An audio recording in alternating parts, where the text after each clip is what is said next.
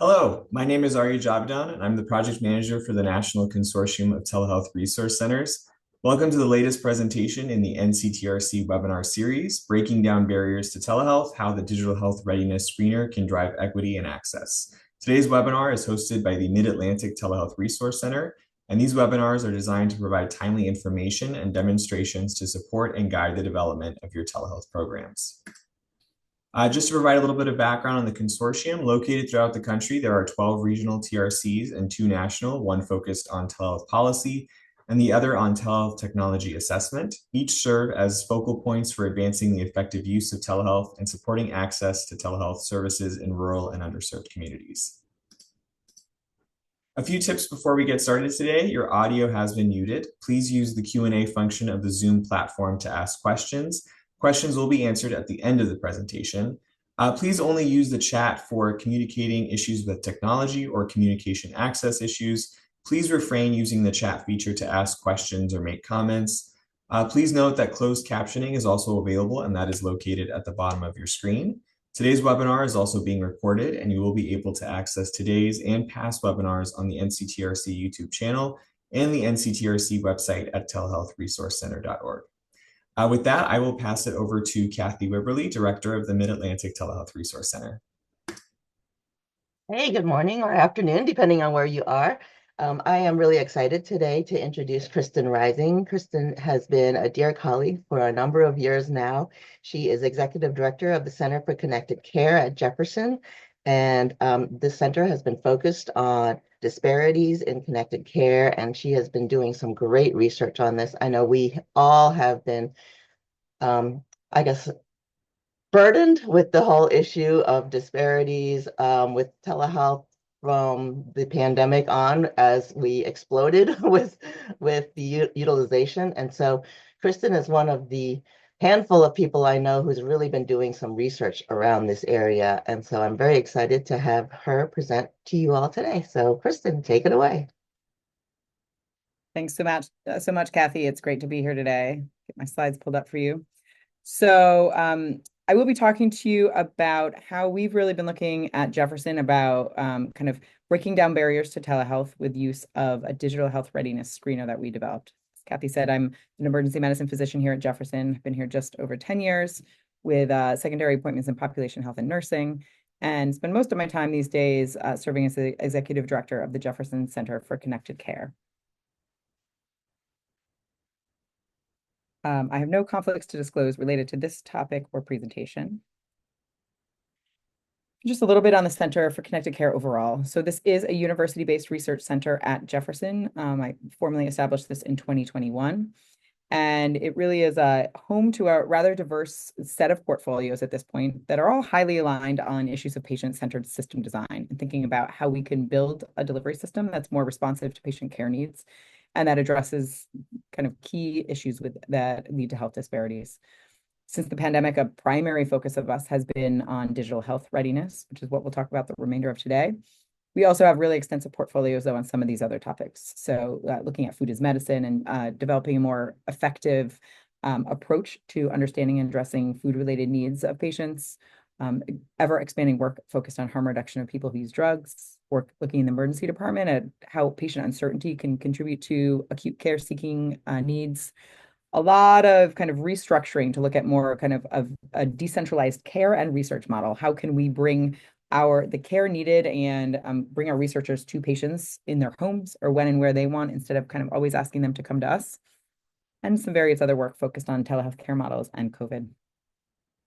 At this point, the center has 3 core faculty, 22 staff, and a lot of students who work with us. We have a lot of public health students, medical students who we'll be talking about today, postdoctoral fellows, and significant cross-department and college collaborations here at Jefferson and then outside in other institutions as well. So Jeff Connect is Jefferson's telehealth solution.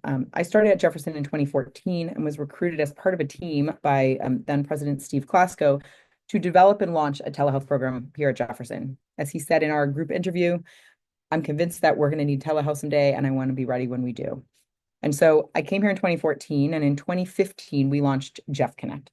And this wheel has been modified some over time, but really is how we conceptualize thinking about telehealth and what we wanted to build out from the beginning.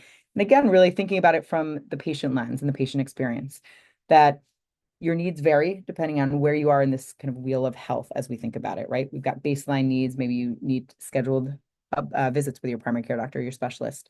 Then you get a little bit sick, moderately sick, emergently sick, and maybe end up in the acute care setting, then the post-acute setting, and get back to a health or really get to a new baseline, but then get back to some sort of baseline.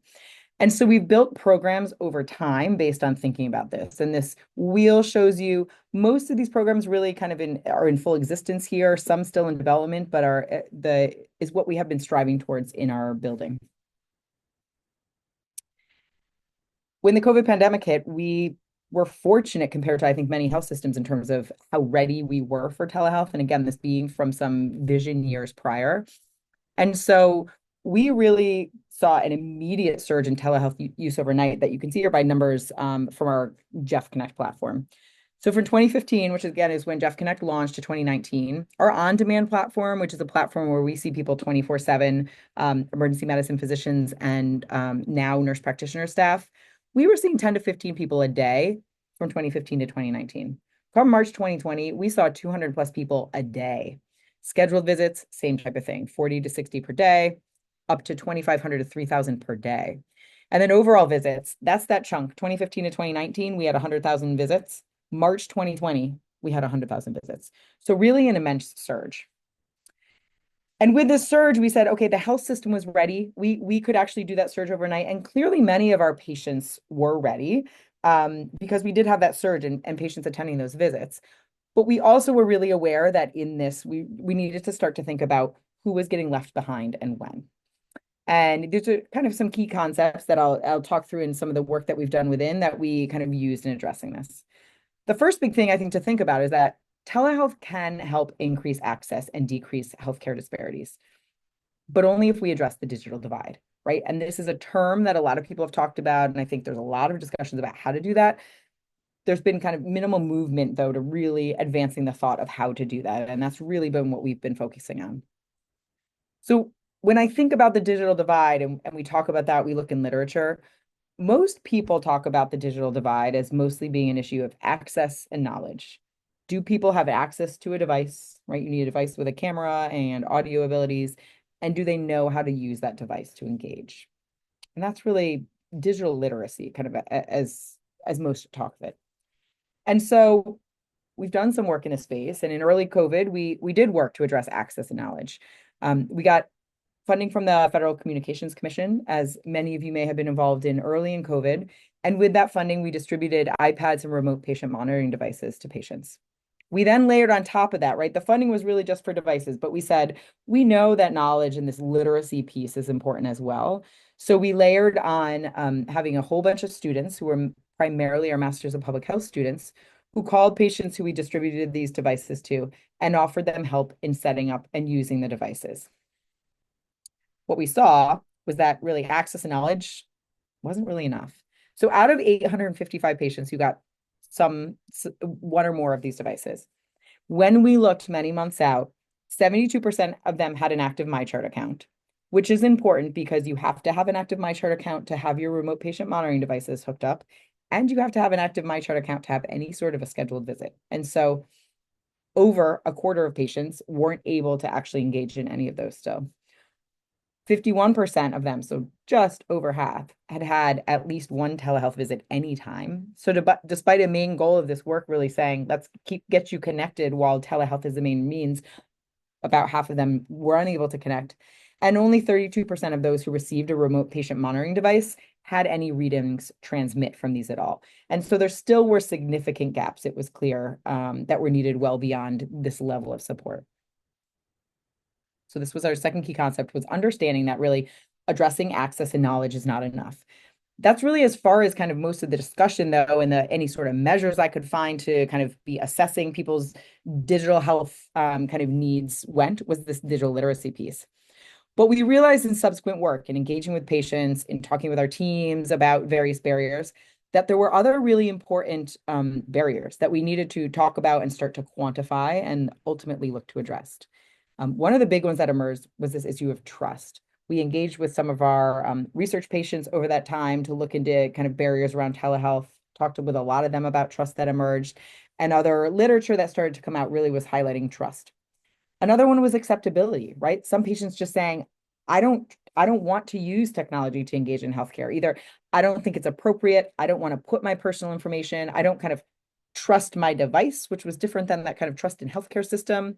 And then a whole nother kind of set of people who talk about relevance, right? I've gotten healthcare in person my whole life. Why would I start doing it different now? Sure, there's a pandemic, but this is how I get my care. And so the term we took on, and which is important for kind of moving forward and thinking about our screener, is this term of digital health readiness.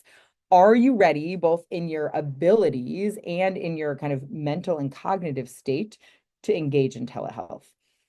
And a really important point to take about this is that all through this, we talk about digital health readiness and we talk about getting patients to sufficient digital health readiness, with the caveat to say that everybody ultimately is going to decide to use telehealth in different amounts, right? And for one person, it may make sense to do 95% of their visits still in person. They may have a lot of kind of person touch needs, different exams and such, and it's really just an occasional telehealth visit that's going to be important. For someone else, it might be appropriate and desirable for them to get 95% of their visits via telehealth. Our goal is not to shift all of care to telehealth. It's to make sure that patients feel ready to engage with it and kind of able to assess when it's an appropriate tool for them to use. So telehealth can increase access, right? But we need to address the digital divide. Addressing access and knowledge isn't enough. There are other underlying barriers. The next one, and this really emerged from kind of existing work, but then really importantly from a PCORI-funded consensus conference that we hosted last year, that it's really important to focus on understanding and addressing individual patient and family barriers. It's not enough to just say, okay, trust is a barrier, we're just going at trust and we're addressing trust for everyone, or access is a barrier and we're addressing access. Different people have different barriers, and it's important for us to be addressing those differently. And so that was where we really kind of shifted with this next work, in which a colleague of mine, Amy Leader, and I put together this work to develop and to validate a screener for digital health readiness. We said, well, if we need to talk at the individual level and we need to address at the individual level, we need the means of actually being able to identify individual level barriers. And so this digital health readiness screener was developed by us as a process to screen and identify barriers across individuals. It is intended to be an approach to assist with efficient deployment of interventions in the clinical and, frankly, ultimately community settings, with those interventions designed to address specific different digital health readiness barriers. The funding for this work was given to us by the AHIMA Foundation. And the goal of this ultimately, right, is that when we identify people with access problems, the next time we get funding for devices, we can target that funding to the people who have said access is, a primary or even my sole barrier. When we identify people with knowledge problems, we can deploy navigators, educators, students who are available to help support them in gaining some further digital literacy skills. Trust and acceptability might be addressed well in a lot of systems by folks like community health workers. And the relevance piece is probably important to identify to clinicians and to peer educators to talk about when and why might telehealth be a beneficial add-on to the care that you're kind of accustomed to receiving in the past, and how is a hybrid care model maybe beneficial for you as an individual. So to develop the screener, we went through a rigorous process. The kind of first approach that's needed for developing a kind of screening or assessment tool is to explore the conceptual domain of like what the concept is that you're measuring. So in this instance, it was digital health readiness. So we engaged across a whole set of patients and clinicians to explore kind of what would the content even be of digital health readiness? What are all the factors that we need to include in our kind of ultimate tool? And then we refined these content valid items that we developed with a process called cognitive interviewing. And when you do that, you work with individuals to whom the tool would ultimately apply. So we engage with patients in the hospital and the outpatient settings to go through every single item in the screener and to review it with them to understand, what is this measuring? Is this concept important to you? Is it understandable? And we refined the wording and the items within the tool through this process of interviewing. We then conducted validation testing among 300 patients. And ultimately, what emerged as this final screener is a screener with 24 items that cross two primary domains that emerged. The majority of the items, so 18 out of the 24, apply in the technical readiness domain. And we'll look through the items in the next few slides. The remaining 6 items really applied in this quality of care readiness domain, that kind of more trust and acceptability kind of concept. So the areas that emerged in technical readiness, again, there were 18 items. So there were some different topics that were covered in there. There were general questions about video visits, general questions about technology access, questions about technology knowledge, and then a bit of a specific focus on the patient portal. For quality of care readiness, really the questions covered around quality concerns and questions, as well as trust. And these are the questions here. So the video visits general first, and it turns out actually a big one to look at that's important to understand is, have you ever completed a telehealth visit with a provider? People who have completed one, they are at a whole different level of readiness to start with. But have you completed a telehealth visit, and are you confident in your technical ability to do a telehealth visit? Someone may have completed a visit, but they may have been entirely assisted by someone else. So they may have no confidence in their ability to do that again, right? Tech access, some of these are going to be ones that everyone's thinking about. Clearly, do you have access to the internet, right? Do you have access to a phone with a camera and a computer with a camera? Some of the other ones that emerge, though, are really important for people, but not ones that I think we think about all the time with them. Do you have a place where you are comfortable talking about your health needs? That's really important, right? People might say, where I have internet access and my computer is in my one-room apartment that I share with 4 other people, and no way am I talking about my healthcare there. Do you know what to do when you have issues with sound or picture quality, right? Can you troubleshoot? And then another important one here that we heard from multiple patients was around data minutes. And the question, are you willing to use your data minutes for a telehealth video visit, which patients felt was really important for us to look at. Technology access, you can see, or technology knowledge, apologies, you can see here. So confidence in using a computer, comfort with accessing the internet, looking for health information on the internet. So some very basic questions, which it is important to get to this level of granular when you're trying to deploy specific interventions to people to say, where is really kind of the point at which you need your kind of education or intervention. For the quality or trust ones, and I think, again, these are important for us to look at for a minute as these haven't been addressed as much. These are the questions that ultimately emerge. So are you concerned that you won't get high quality care on a telehealth video visit? Are you concerned that your doctor won't spend enough time with you on a telehealth video visit?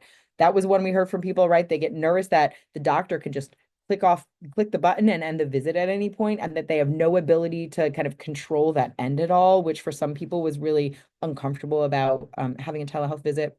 Are you concerned you won't have a personal connection with your doctor?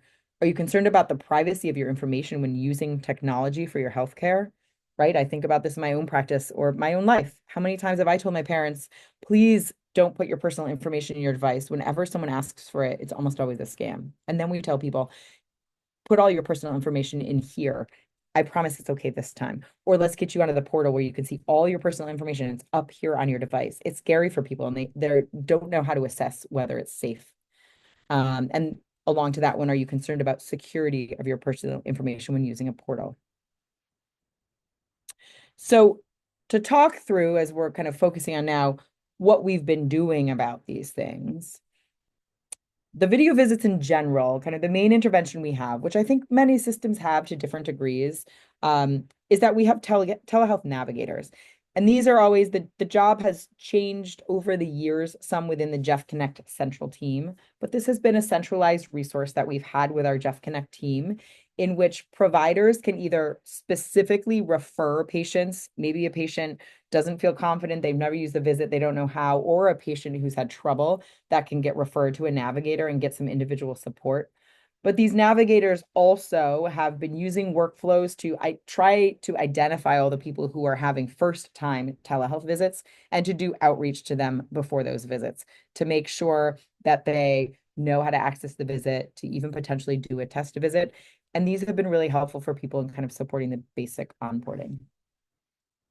For tech access, we always look for those targeted funding opportunities. The Federal Communications Commission was the biggest one that we've had for this, but looking at funding to be able to close that divide for people for the technology access.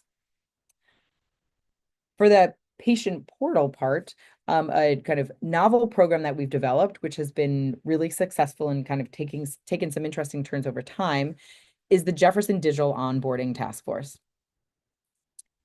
This task force started as a project that we had funding from a few years ago to try to address kind of digital equity kind of needs within the Philadelphia community, and started really with very much a community focus.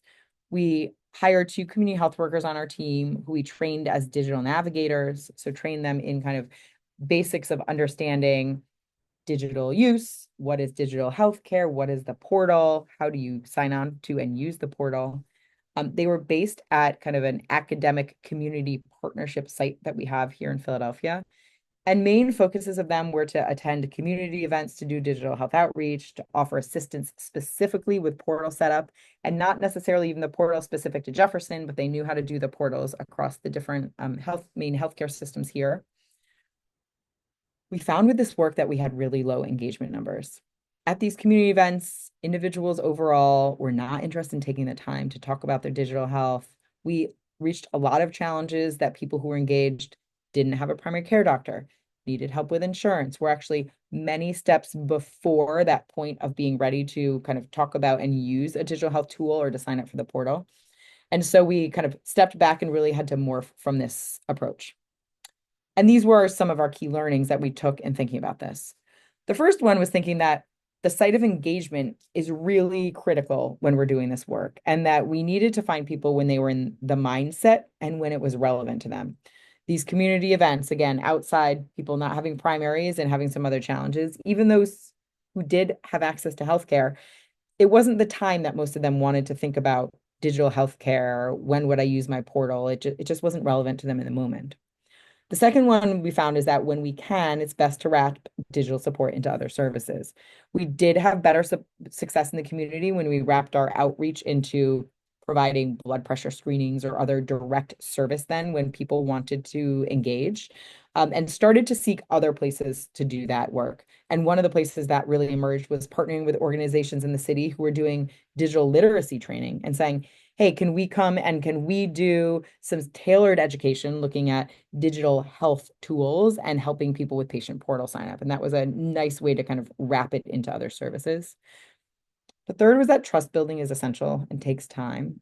We just meet them in the community. We're doing this. It wasn't a time they suddenly wanted to sign on to the portal with us, that we needed a place where we were kind of doing some more trust building.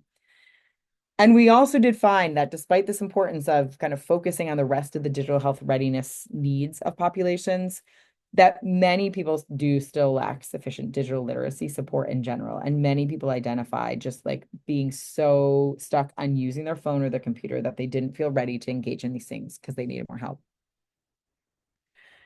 So the current state of Jeff. We really pivoted a lot from kind of this work in the community, is that we said, well, let's find people at that time of much more relevance and mindset, and maybe actually look at giving support while they are currently patients. And so the current state and goal of Jeff. Is to provide support to hospitalized patients in signing up for and using the patient portal. The team we now use is primarily medical students who are volunteering to do this, with oversight from 2 of the staff members from my center. And the process for this, students can sign up for as many or as few shifts as they feel they have time for in a week. When they start their shift, they run a report in Epic, our electronic health record, that identifies all of the hospitalized patients. It's actually sortable across all of our hospitals, although they really mostly are based at our hospital here in Center City, Philadelphia. But it's a report of all hospitalized patients who do not have an active portal account. This report can be searched and sorted based on language, based on zip code, based on location, right? We don't go to patients in the intensive care unit, for instance, but they can sort this to prioritize this. So we have a set of students who are Spanish speaking. They sort it by language and they prioritize approaching Spanish speaking patients. And we also, as kind of possible and available on the report. We prioritize going to patients who live in zip codes that are identified as higher need zip codes in Philadelphia. And then the students, as much as they have time in their shifts, approach patients and kind of go from room to room, offering patients assistance with portal setup and use. The patients have been thrilled by this. We have gotten multiple reactions that are versions of, I just spent all morning trying to do this with my family member and couldn't figure it out. And now you just walked in and 15 minutes later, I'm set up. Like, really thrilled with the support for this. And this is kind of an example at basic workflow of what they do. So, the initial question, would you be interested in enrolling in the portal today? Many patients say no, and that's fine. They say, thanks so much. They document the reason for decline and they end the encounter. If patients are interested, they go through the process of enrolling the patients in the portal, and then they show them basic use of the portal. Where is the menu? How can you message your provider and see your results? Right? Like a little bit of functionality on that. And then they kind of document the encounter and a few demographics that we're collecting on the patients. If patients tell them they're already enrolled in the portal, then they offer them help using it, right? When was the last time you used it? Do you have any questions about using it? And answer questions as they're able, and otherwise document that encounter. And the last option is that some patients say, like, I'm interested, but not right now. I'm tired, or I have to go to a test or something. And then they put them in a queue for follow-up from our team. It's taken some exciting steps forward. So we started with a few medical students. These medical students really enjoyed this. And they said, and these were mostly second-year medical students who started with us. And the students said, this is so meaningful and valuable to us that we really wish we had been offered this as an opportunity for first years. And we really think this is something that should be an ongoing kind of expanding opportunity. And so they went through the process to establish this as a formal medical student group at Jefferson, really entirely of their own accord. Is it okay for us to establish this? And now they have a kind of whole structure here. They've got co-presidents, they have a vice president, an event director. They're required to have at least one event, I think, every quarter. And so they are doing education and outreach to students about issues related to this. They've got 12 current members. And it really has been an amazing path to sustainability. And it is kind of filling a need on both sides. Medical students early on are really looking for more meaningful opportunities to impact patients, to directly engage with patients, to get introduced to the hospital setting. So it's been wonderful for them. And it's been a wonderful opportunity for patients. So here's what we have to date, and just looking at some numbers, kind of for curiosity here. So they've approached 1,414 patients since late 2023, I think we're at. And they've enrolled 393 to date. So over a quarter have been enrolled, quite a few not. Many of these, or some of these approached, are like they have contact precautions, they have other reasons they can't go in the room. Some of them, patients, have access. Some of them say they don't have wireless. There's a range of reasons they don't, but a quarter plus uptake. It's interesting to me to actually look at some of the demographics here. So the age distribution is actually pretty kind of homogenous across the years here. We've got almost 38% who are at 18 to 45 years, which is actually really surprising to me. I thought we would be at a shift in kind of the higher age groups. As you can see, 37% in 46 to 65, and about a quarter in the 66 plus years.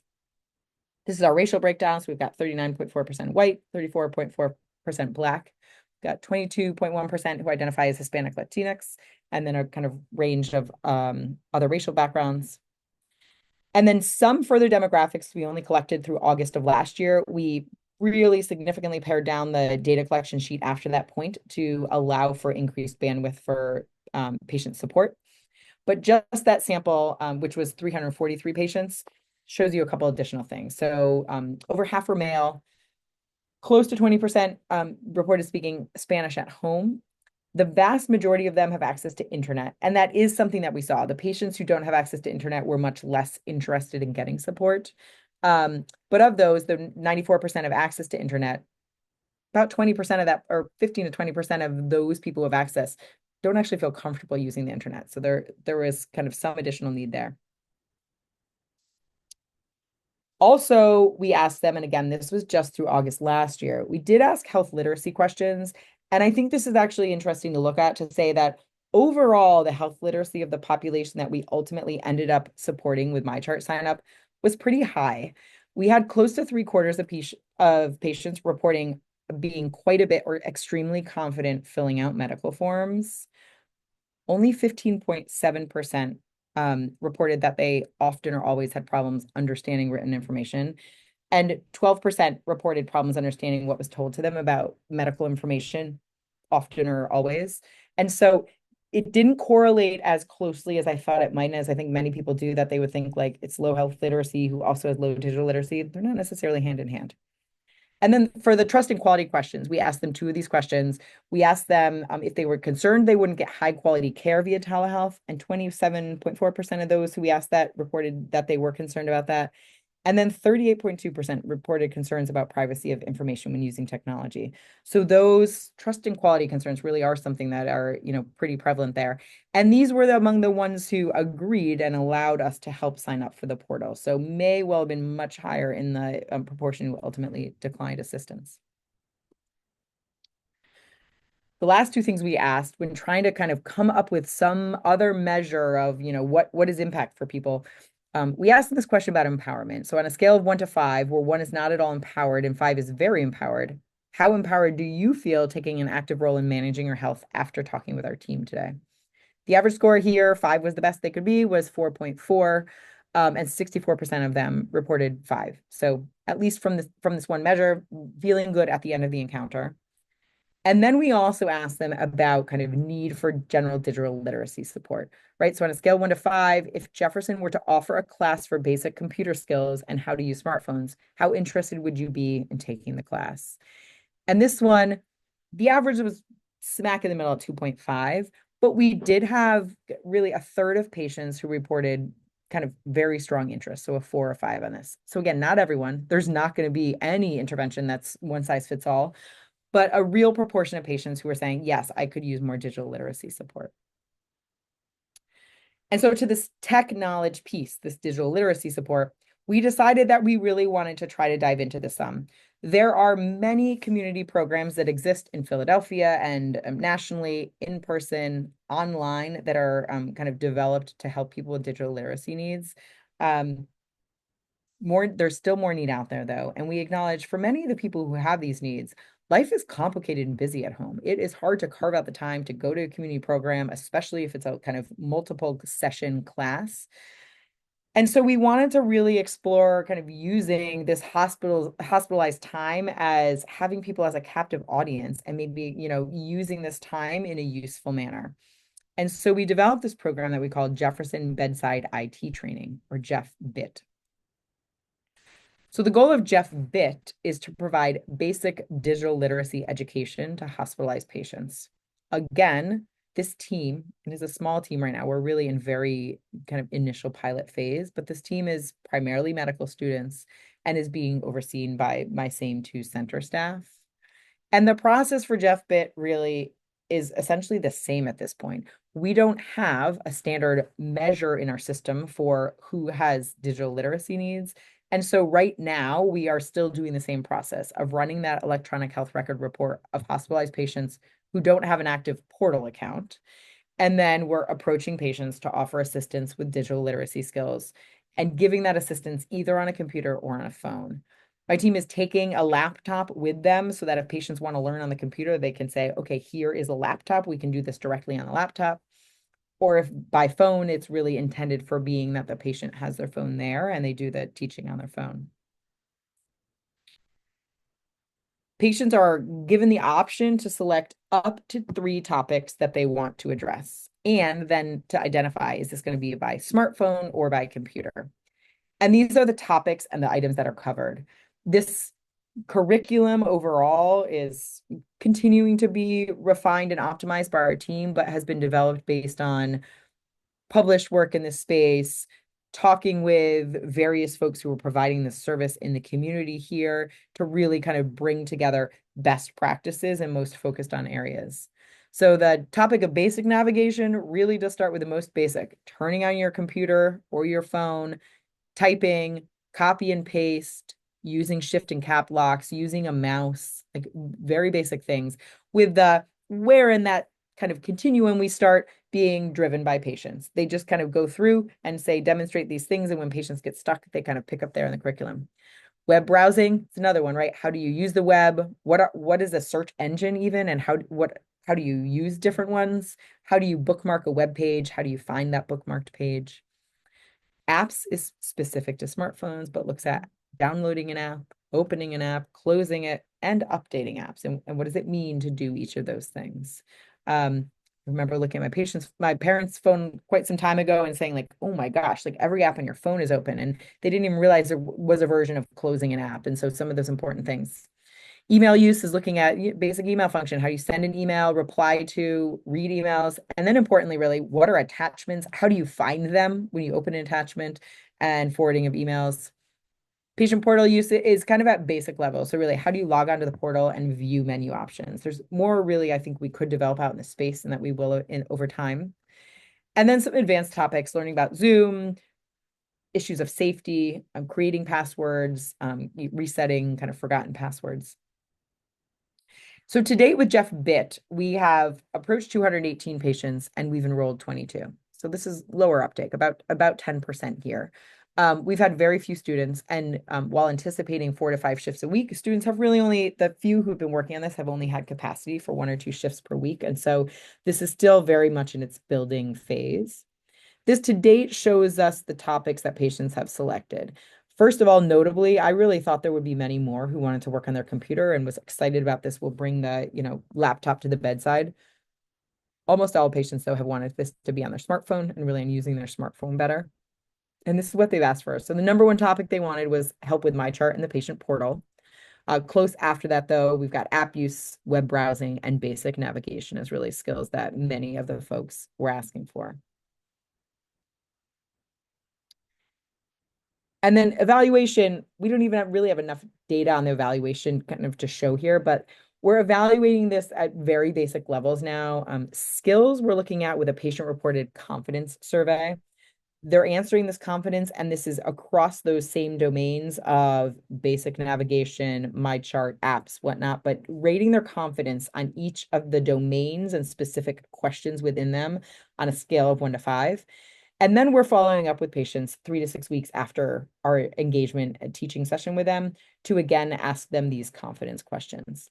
And then we're also doing program evaluation, which is asking them 6 questions, which are really looking at satisfaction with the program, the length, the utility of it to them once they've been back out in the community. So those are the things we're doing across the technical readiness. And then quality of care is the kind of other place that's really important. And this largely is driven by just our overall Jefferson's work focusing on community outreach and really developing and infusing community health workers throughout our practice here at Jefferson as well as out in community sites. We have a community health worker academy who we've worked very closely with over time and who we have been co-creating a curriculum with specifically around digital health readiness so that while the community health workers may not feel comfortable in all of the nuances of the kind of tech knowledge and use, they are comfortable with the concepts, with the why, with addressing some of those issues of the kind of trust and acceptability piece that's so important.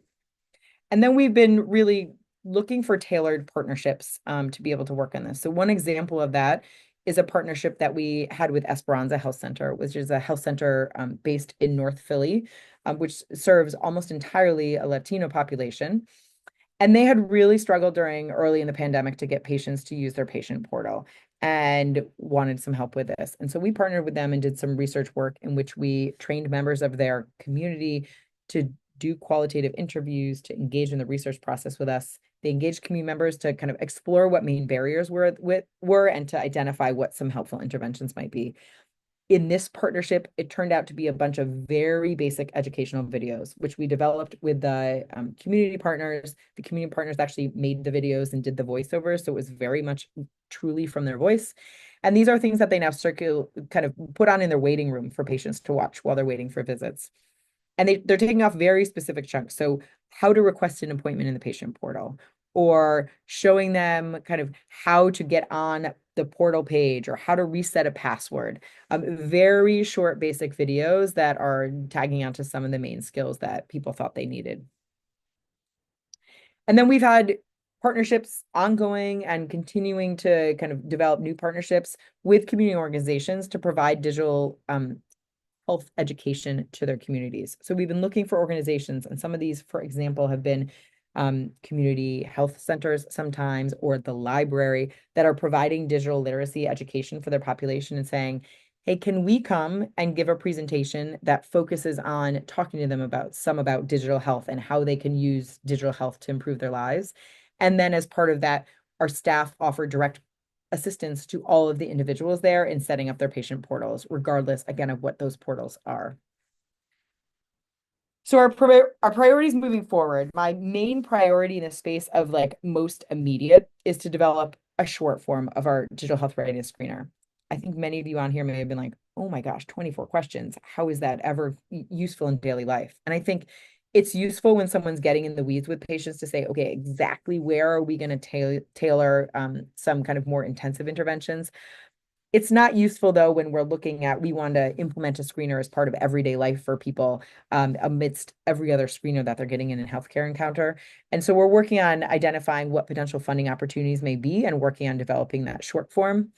And then alongside that, and again, I think that really needs to come with us developing the short form, we have been working with leadership to look at where and how can we integrate the most key elements of the screener into routine healthcare screenings so that we really do understand at our individual patient level what barriers need to be addressed, and at our population levels, what barriers are most salient in different parts of our organization for us to be kind of focusing on putting the majority of our resources to kind of, growing interventions focused in that area.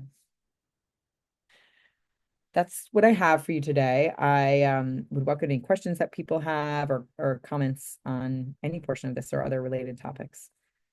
Yeah, we have one question, and I encourage everyone else, if you have questions or comments, go ahead and put those in the Q&A box. So the first question, and you addressed a little bit of it right at the end there, is, love the screener. How do you use it? How is it administered and by whom? It is lengthy. Do you do an initial screen, then complete the more full screen, a PHQ-2 versus a PHQ-9? Yeah, so a great question. And again, I do think probably the majority of that question was addressed in the end. So to date, we have used a few of the questions from our screener in parts, for instance, in doing Jeff Dot, in doing Jeff Bit now, in thinking about how we tailor Jeff Bit, are we covering salient parts from the screener? But as a kind of health system more broadly, we have not in any scale used the screener yet. We did, Jefferson, I think most health systems over the past year or so have started to routinely screen for health-related social needs based on kind of recent CMS changes. And, leadership have been asking, like, digital health readiness, right? This like really is a social determinant. Do we have a question or two that we really should be adding into this? And, my answer is yes. It's just us still really deciding which question or two or maybe three tops, right? But really working to get to that short form and to make this something that's on the standard. We are always focusing on this when we're thinking about any of the other health related needs that are impacting care, is something that I hope to really make some headway in this next year. Great. Thank you, Kristin. Next question. What kind of data collection software are you using, and what advice do you have for an organization implementing something similar with limited staff, only 2 people? Yeah. Well, that's a great question. Depends where. So like in research realm and in like clinical realm are different, right? In research realm, we mostly use REDCap as our data collection and aggregation software. What we are working on now, and again, we use the Epic medical record system, is building this in as part of our kind of documentation within Epic. So they have areas for documenting social needs. If you're on Epic, it's Healthy Planet. But developing this, I think really it's important to have this in a place that is able to be accessed and seen by the different types of healthcare staff and providers, and also to be something really integrated in whatever your medical record is. So I think developing that as a system within the medical record is an important kind of, goal of this. Another question. How have the devices been paid for, and where do you get them?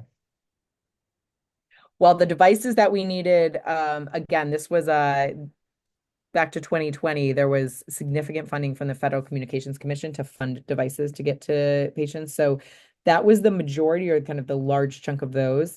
Our, as I said, our community health workers were based at a kind of partner academic community site in North Philly. And I know that site, for instance, has been doing some digital literacy education classes. And as part of the education classes, people who complete that have been receiving a laptop. That was based on a kind of donor funds that they had received. But I think it is hard to fund things like devices. And I think it ends up being limited, a foundation grant, a philanthropist in the area who's interested in supporting something like that usually is where it's possible when it is. But I think that is a hard challenge, and there's no kind of sustainable answer, I think, to funding devices. All right, next question. Is the screener freely available and okay to be used by anyone? If it is freely available, what is the best URL to access it? It is absolutely freely available. The best place, and the entirety of the screener, although you can also, I'd be happy for you to reach out to me. I'm sorry, I'm going to go back to many slides here. Maybe I should just escape and find mine here. Hold on a minute. Is in our article in JAMA Network Open, where we do have the entire screener published there. This is a way. Sorry to go back here. That was one of the slides. Yeah. Here and find it for you guys. Here we go.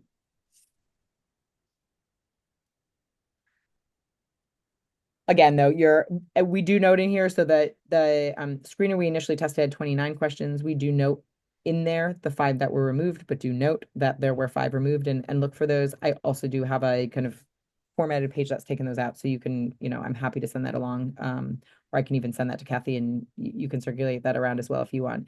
Yes, it's freely open to use. Please use it. Please send, ideas if you ever want to collaborate on things. This is an area it's important for us all to make some headway in. Right. And I'll be glad to send that to Aria to just get that information out to everyone who participated. Any thoughts or comments about staff and technology skills as a barrier to equitable patient access via telehealth? I'm going to answer that in my interpretation of what you're asking. So if not, I may need some redirecting, but we have found that it has been a challenge that digital literacy and kind of ability to use technology is not something that's limited to being a challenge of the patients we're engaging with, right? We do have limitations in terms of people that are coming in, many of our community health workers, right? They haven't received any specific training in digital literacy. Using technology has maybe not been a main point of their life prior, and they are often reflective of the communities they're working with. And so realizing that and making sure that there is kind of underlying baseline training for staff, or assessments also of kind of who's comfortable and what roles are they in. You don't need to be really comfortable using technology to talk to people about some of their concerns around trust and understanding when to use it, right? So thinking smartly about the staff you have and who the staff are, who should kind of best be focusing on helping with using a new technology, with training patients on how to use things, and who should be focused on kind of some of the other issues is important to think about. But it has been a kind of challenge to us through the process, and something that we've worked to troubleshoot to kind of optimize that, and to acknowledge that we shouldn't assume any sort of kind of baseline abilities from anyone, and that does need to be part of your kind of, initial staff onboarding. Right. Next question is, what about involving family into patients who were interested in the MyChart? So we have often had family involved, family in the room who sometimes, in fact, we also help the family set up their own accounts, but helping families set up proxy accounts. Sometimes, a family member wants to set up a proxy account for a patient and whatnot. So when family are available for the work that we're doing, we do very much engage with them and figure out, how and where we can incorporate them. Sometimes the patients say, yes, I need the teaching, but like, make sure you're showing my daughter here. She does much more of this. And so they're very much an active part of it whenever they're around. All right. Have you considered integrating this screening at PCP offices or outpatient clinics? Yes. And when we get to that point of kind of ultimately determining which questions are ready for kind of regular implementation, that will be our focus. Right now, I talked about our enterprise-wide health-related social needs screening. We do that as a standard now for our patients who are hospitalized, as well as for patients across primary care. That will roll out to specialty services this year as well. And with that, I think we will follow that same approach of really kind of focusing both on inpatient and outpatient in terms of administering the screener. Right. Are you developing any companion cheat sheets for patients once they have gotten assistance while inpatient? Great talking projects. Thanks for sharing. We do have some basic sheets that we give to people in terms of, how do you log on to MaryChart? How do you use things? I think we probably have some more work we could do that area, especially around the digital literacy training that we're doing. It's a great question. I should bring that up with my team next to kind of look at the current state of exactly what we're handing out, because I do think it's hard, right? You learn in the moment, you leave and you say like, oh gosh, what did they tell me about something? And so we do have some. And again, if you reach out, anything we have, we're, happy to share on things, but it's probably an area we could do some more focus. What is something you wish you would have known when beginning this work? I'm working on designing something similar in a different health system and appreciate all advice. I think a main one, and we just touched on this with a few questions back, was really acknowledging from the beginning and recognizing that considering staff kind of technology, kind of use and their own digital literacy and comfort with use of telehealth more before kind of assuming people to a certain side. I think we as a whole didn't really think about that too much in the beginning. It just became apparent over time that we needed to be kind of more aware and kind of inquiring in the beginning about needs. And so I think acknowledging that and just having the open dialogue and being ready to need to train staff, right? We bring folks in, some of them are needing training on even for basic data collection on how do you use Excel and how do you use these things, and just being ready for that and either tailoring your jobs descriptions and the people you bring in to be screening for that, or being ready to need to do some tailored training for people. Great. And the last comment so far right now, unless anyone else has anything to add, is a comment more than a question, but we have supported a group of community health workers to complete digital navigator training through Community Tech Network. There has been really positive feedback about that base level of training. I Yeah. love that, and I think we are seeing more and more of this as we go, and as people are creating telehealth access points, engaging community health workers, really bringing in that whole tech digital literacy piece. It's exciting work, and I think over the next probably year or two, we're going to see a huge explosion of this type of work being done. So thank you, Kristin, for all the work that you're doing. It's just so exciting to have some data backing some of this information. There's so many things I think that we take anecdotally, but having that data really helps to shape, where we go in the future and what the needs are. So thank you for your work. Absolutely. Thanks for having me today.